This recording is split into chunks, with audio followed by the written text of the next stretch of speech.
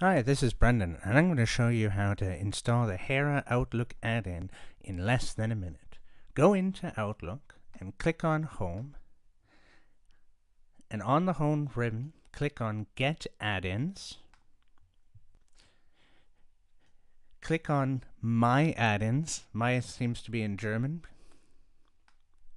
Scroll down to the bottom and click on Benutzerdefiniertes Add-in hinzufügen. In English, this should be something like custom user app.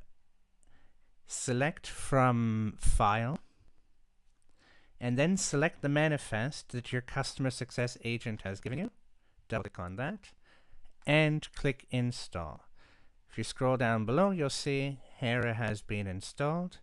And to launch HERA, just go back to the Home ribbon, and you'll see HERA here. Just click on the icon, and she'll launch.